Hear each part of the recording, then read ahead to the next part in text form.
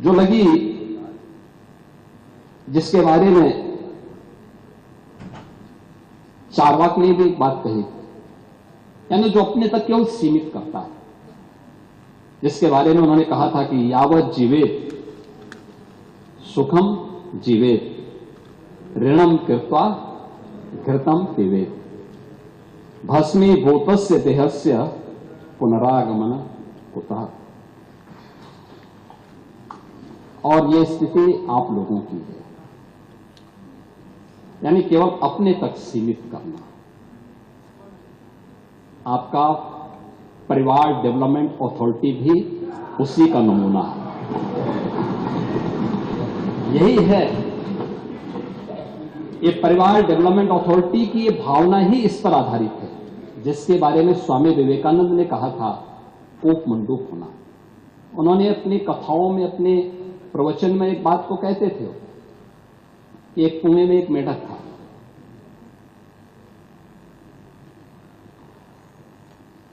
कुएं में पड़ा था, वहीं पैदा हुआ था, उसने दुनिया नहीं देखी थी। तो एक दिन बाहर का एक मेढक दुर्भाग्य से वहां आ गया। तो उसने पूछा कहां से आए हो? उसने कहा मैं समुद्र से आया हूं। कहा समुद्र कैसा है? उसने कहा बहुत बड़ा है। कहा कितना बड़ा? तो उसने छलांग लगाई, तो कुएं की तो छलांग सीमित ही होगी। उसने कहा क्या इससे बड़ा? उसने कहा इससे भी बड़ा। उसने एक और छलांग लगाई, कहा इससे भी बड़ा? कहा इससे भी बड़ा। कहा तुम झूठ बोलते हो। और मुझे लगता है यही दृष्टि कूप मंडूक वाली आप लोगों की है।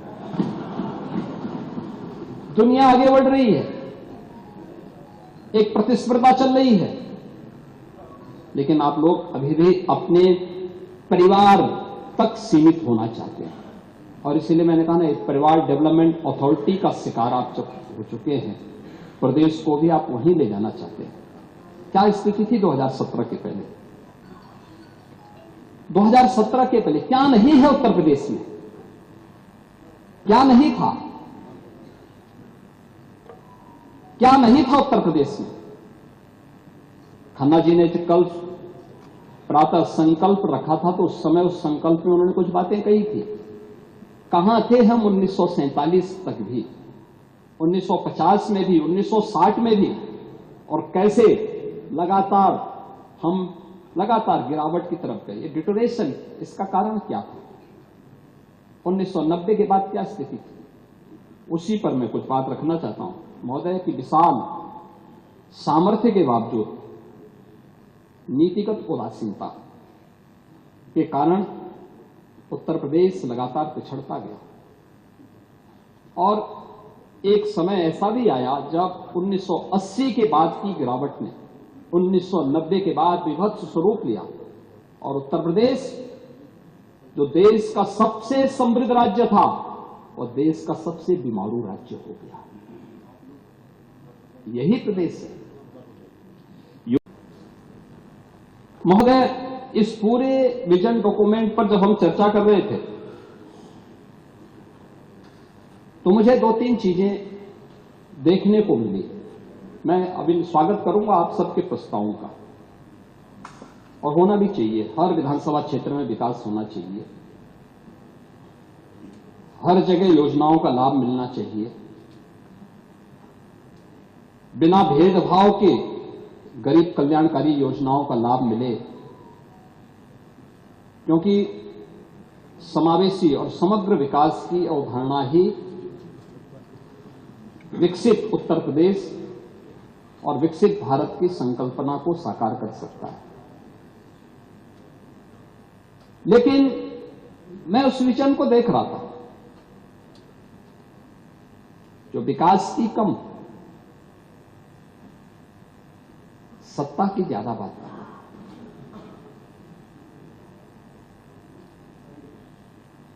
जो अपने स्वयं की बात कर रहा था। ये डबल इंजन की भाजपा की एनडीए की सरकार है। 7,727 निराश्रित गो आश्रय स्थल में आज 16,35,000 गोवंश रखा गया है।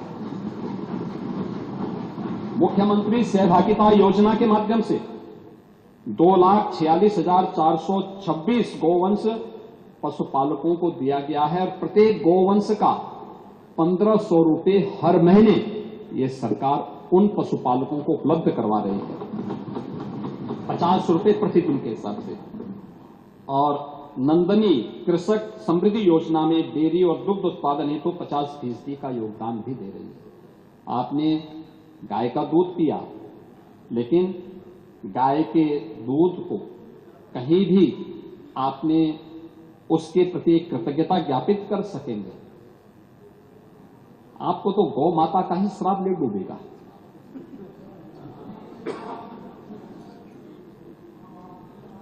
हाँ, आज चिंता मत करिए पांडे जी, मैं शिक्षा में भी आ रहा हूं, चिंता मत करिए, मैं वो भी बात बता रहा हूं। नहीं, ये श्राप तो आपको लगता है, और इसलिए 27 में आने का सपना मत देखिए, इसलिए मत देखिए क्योंकि ये सरकार अपने आध्यात्मिक विरासत और प्रतीकों का भी सम्मान करती है और अत्याधुनिक विकास पे भी ध्यान देती है। ये सपना आपका सपना ही रहेगा। मुझे, आपका नाम माता प्रसाद पांडे है, लेकिन मैं पंडित श्यामनारायण पांडे की पंक्तियों को मैं पढ़ूंगा आपके सामने। उन्होंने कहा था, यूपी की जो विरासत है ना, यूपी की विरासत पर हर व्यक्ति नहीं बैठ सकता है, हर व्यक्ति नहीं पा सकता है। और उन्होंने कहा था कि ये महाकाल का आसन है, इस पर न किसी का शासन है। नित्य सिसक रहा कमलासन है, यह सिंहासन सिंहासन है। यह सम्मानित अधिराजों से अर्चित है राज समाजों से, इसके पदरज पोछे जाते भूपों के सिर के ताजों से। इसकी रक्षा के लिए हुई कुर्बानी पर कुर्बानी है, राणा तो इसकी रक्षा कर, यह सिंहासन स्वाभिमानी है। ये विरासत, ये वही विरासत है जो काशी में देखने को मिल रही है। आपको पीड़ा है, मैं जानता हूं, जो अयोध्या में देखने को मिल रही है आपको पीड़ा है, मैं जानता हूं, जो मां विंध्यवासिनी धाम में देखने को मिल रही है आपको इससे भी पीड़ा होगी, जो चित्रकूट में देखने को मिल रहा है आपको इससे भी पीड़ा होगी। क्योंकि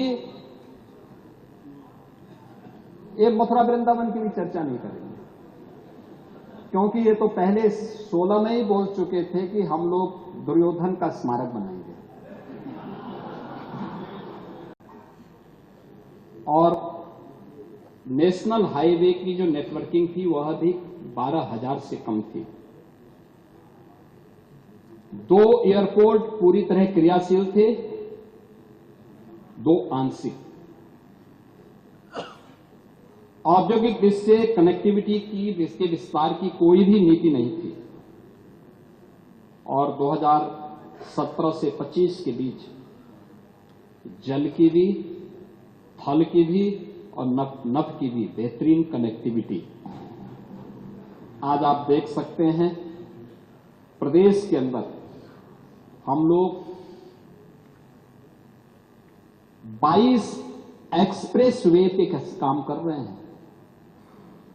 आपके जो सज्जन बोल रहे थे कि सबसे बड़ा एक्सप्रेसवे देश का गंगा एक्सप्रेसवे बनने जा रहा है। गंगा एक्सप्रेसवे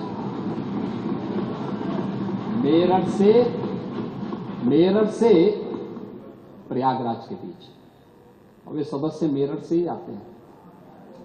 उनको मेरठ की विरासत पर भी, भारत माता के महान सपूत, महान क्रांतिकारी धन सिंह कोतवाल की विरासत पर भी गौरव की अनुभूति नहीं,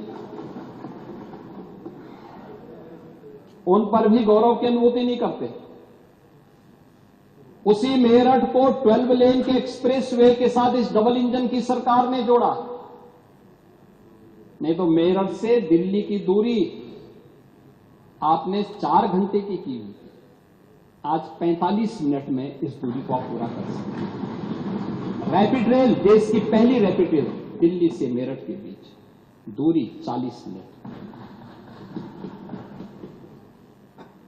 पहला स्पोर्ट्स यूनिवर्सिटी यूपी का मेरठ में मेजर ध्यानचंद के नाम पे, उनको ये सब नजर नहीं आ रहा है, ये सब नजर नहीं आ रहा है।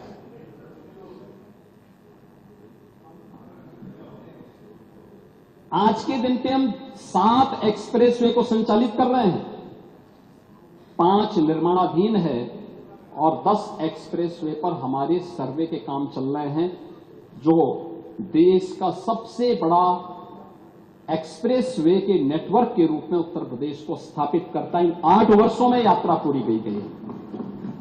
आज देश का सबसे बड़ा रेल नेटवर्क यूपी के पास,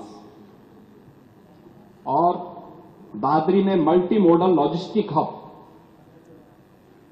eastern and western freight corridor का जंक्शन, ये भी गौतम बुद्ध नगर जनपद में एक सुनियोजित रूप से लॉजिस्टिक पार्क की स्थापना का कार्य, हवाई अड्डे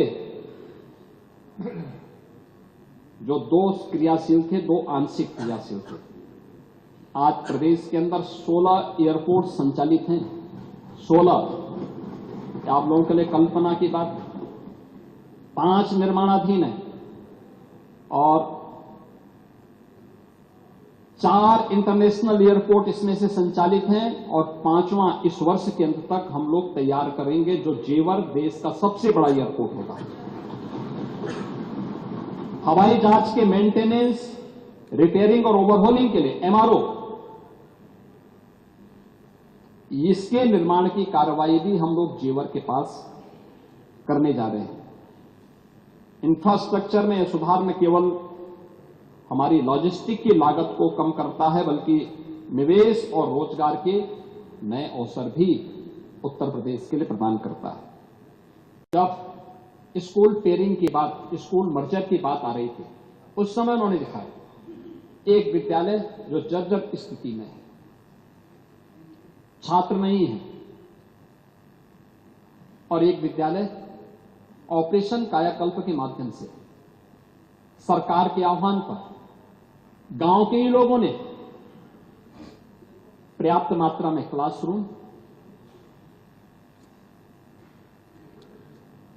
digital library, smart classroom, furniture और क्लासरूम भी एसी बनाए गए हैं। बेसिक शिक्षा परिषद में सुल्तानपुर का ही वो विद्यालय है, सुल्तानपुर जनपद सुल्तानपुर का भी है, और वाराणसी के भी हैं, गोरखपुर के भी हैं, अन्य तमाम जनपदों में बनाए गए हैं। इसी प्रदेशवासियों ने बनाए हैं, जनप्रतिनिधियों ने रुचि लेकर के भी बनाए हैं। 17 के पहले तो ऐसा नहीं था, 17 के बाद हुआ है। और मैं स्पष्ट कर देना चाहता हूं, प्रदेश सरकार किसी भी विद्यालय को बंद नहीं करने जा रही है, किसी भी विद्यालय को बंद नहीं करेंगे।